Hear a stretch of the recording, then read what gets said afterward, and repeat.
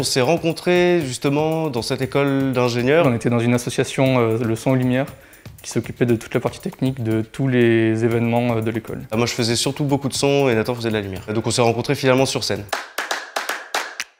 Ça s'est fait naturellement quand j'ai fait mon double cursus à Audencia en entrepreneuriat, où en fait mon unique but sur cette année de master en plus c'était en fait de monter le projet. À la fin du cursus, je me suis naturellement dirigé vers le Startup Lab d'Audencia et puis du coup l'incubateur. Ça nous permet en plus d'avoir des locaux, donc ça c'est assez important. Nous on a pas mal de développement hardware à faire, on a besoin d'un atelier, des trucs qu'on ne peut pas forcément faire dans un salon. C'était surtout les moments d'échange et de coaching avec le personnel de l'incubateur en fait, qui nous ont aidés à construire un peu toute la stratégie, surtout la stratégie financière et de financement.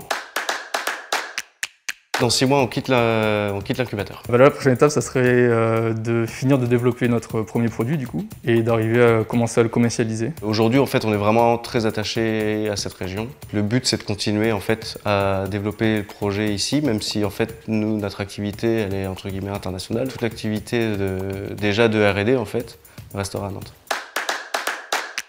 Nathan, il est hyper rigoureux. En général, il n'y a rien qui dépasse. Je dirais qu'il est organisé et il sait s'y prendre, il sait comment faire avancer les choses. On se fait vraiment confiance sur notre rôle dans le projet.